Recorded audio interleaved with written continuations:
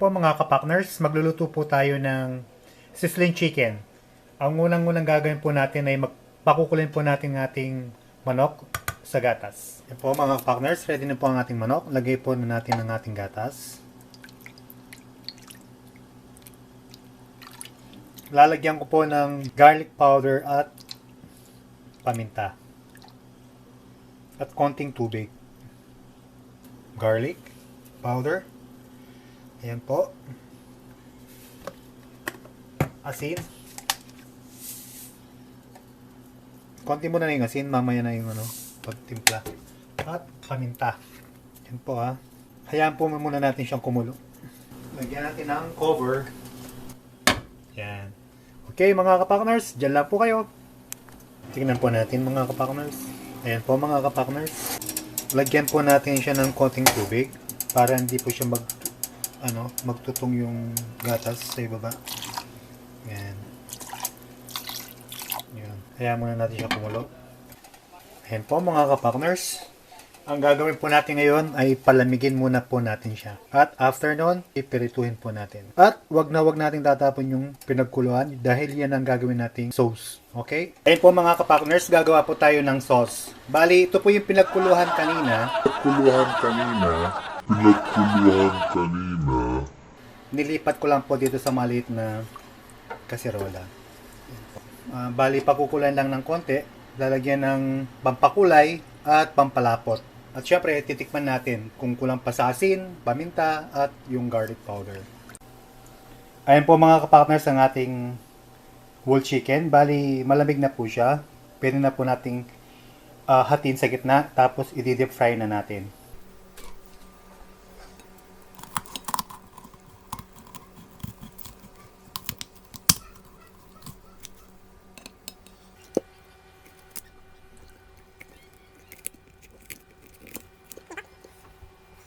Kapansin nyo, meron pa siyang medyo dugo-dugo ng konti dito. Okay lang yan kasi i-deep fry naman natin yan. Mga kapartners, ito po yung lalagay natin. Anato powder o aswete. Ito po yun. Nilagay ko na sa tubig. Konting tubig lang. Ayan.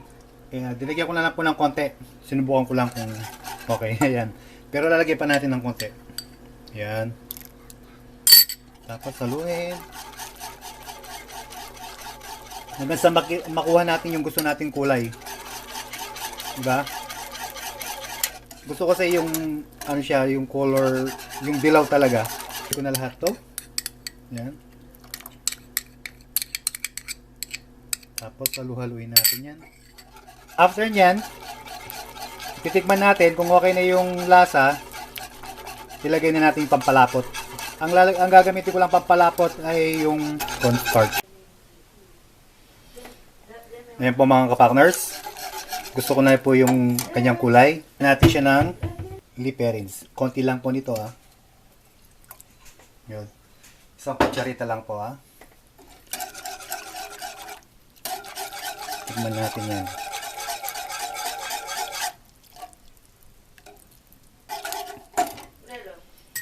Konting asin. Konting asin lang.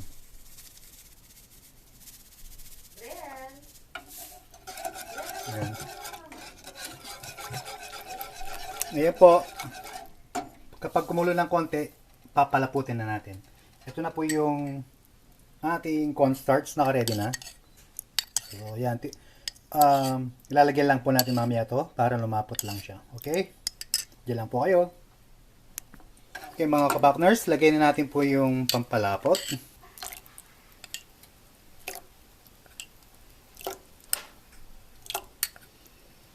Basta haluin lang po siya ng haluin. Hanggang sa lumapot siya nun. Ayun po mga kapakners. Mainit na po ang ating mantika. Pwede na po nating lagay ang ating chicken. Hanggat maaari sana dapat makalubog ang ating manok. Ganyan. Para maganda yung pagkaluto niya. Okay mga kapakners. Ayan na po ang ating chicken. Ayan. Konti na lang po tapos pwede na siya ating tanggalin sa mantika. Konting luto pa. Yan. Yan o. Yan, di ba? Pero konting-konti pa yan. Kaya muna natin siya dyan. Ayan po mga kapakners. Pwede na po ito. Tanggalin na natin. Ilagay muna natin sa plato. Ayan po mga kapakners. Ililipat na po natin sa ating air fryer.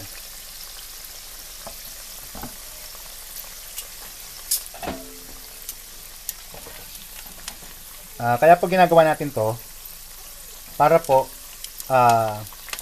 maging ano siya, crunchy, at the same time matitrain na yung kanyang excess oil.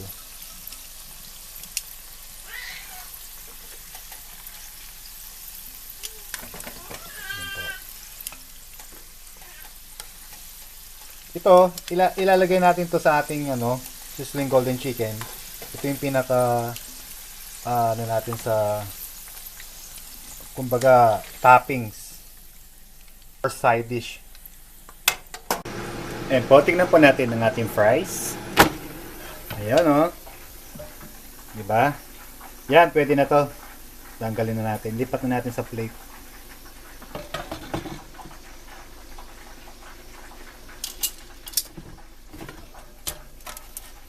Diba?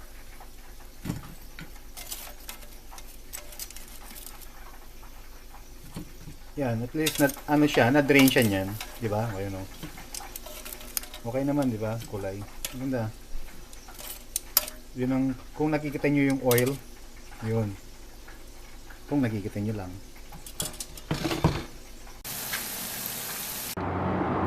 Ayun po mga kapakners, lalagay po natin ang ating manok sa ating sizzling plate.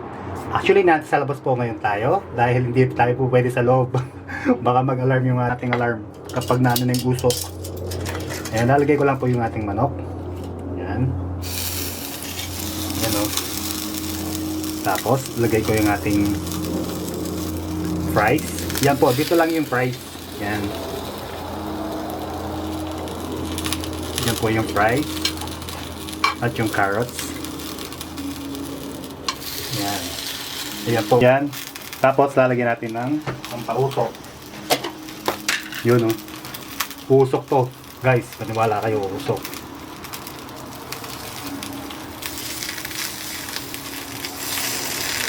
Yan.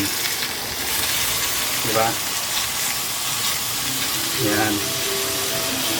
Kaya hindi tayo pwede dun sa loob. Diba? Di ba masyado mainit yan? Ayan, lagyan natin ng salt. Natin salt.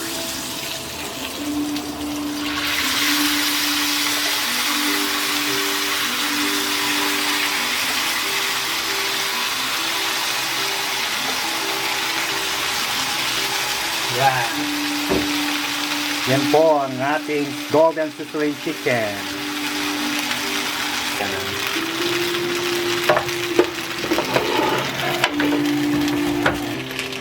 Oh, mga kapakners. Yan po ang ating golden sizzling chicken, mga kapakners. Yan po. Let's pray, baby. Yeah, mommy. In the name of Father, Son, the Holy Spirit. Amen. Yes. Bless us, O Lord, and these thy gifts which we are about to receive from thy bounty through Christ our Lord. Amen. Amen. In the Thank name you, of the Father, Lord. Son, Thank the Holy you. Spirit. Amen. Love you, baby. Let's eat. Kain na po mga kapakners. Ngayon po ang pagkain natin ay golden sizzling chicken. Pero, hindi hindi na nagsisisling. Opo. Kasi nasa loob na po tayo ng bahay. Hindi po pwedeng dito ang usok. Kaya, sa labas siya niluto ni Kapakner. Di ba, baby? Di ba, baby Brel? Okay.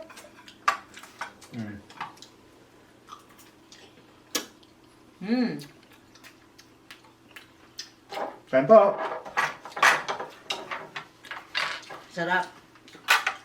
Kain po tayo. Ang sarap kumain. Meron tayong fries, meron tayong kanin. Kung gusto mong fries, kung gusto mong kanin, depende sa'yo. Kung anong gusto mo. Di ba, Buhatin baby? na natin tong legs. Daddy.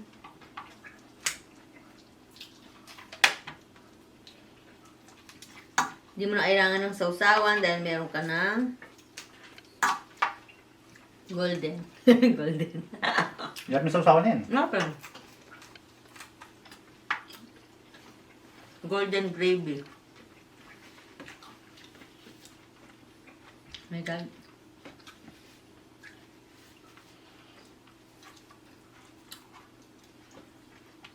Libol dito. Kain na po, kain na. Kain ng kain.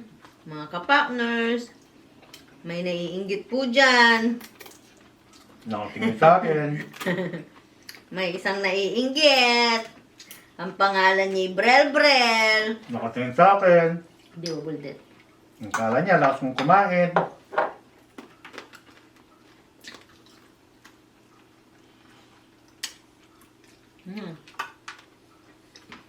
Sarap ng buto.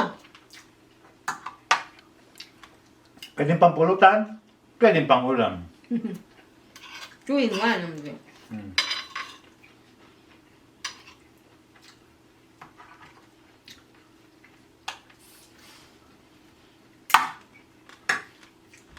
Ang plan ko talaga, sa Friday pa lang ng ganito. Para sana makapag-inom ako. Kaso ngayon wala kaming ulam. Kaya ngayon namin hinimay. Di ba, bebe? Meron ka pa namang kalahati. Di ba? Kalahati lang niluto mo.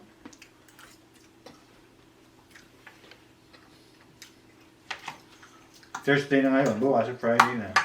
Bukas ulit.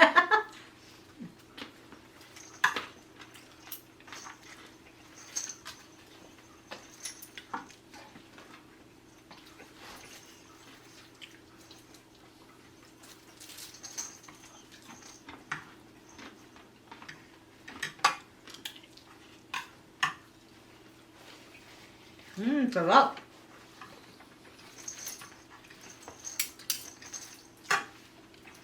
Mas masarap to yung maiinit pa. Para yung gravy niya, hindi siya masyadong thick. Super thick na kasi ngayon. Dahil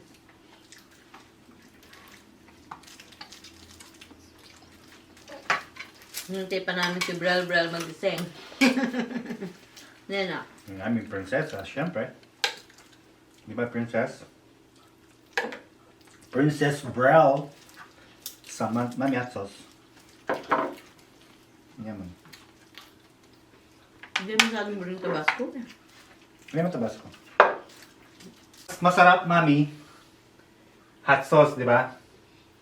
Ito talaga ang ano nung sizzling chicken natin, golden sizzling chicken. Partner niya. At pwede rin po ito sa ano, kung gusto niyo gumawa ng coleslaw or toasted bread, pwede.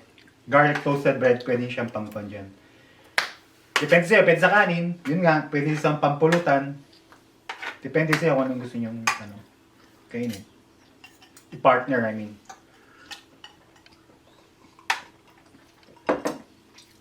Kung sa pampulutan, coleslaw yung sali mo, tapos, beer.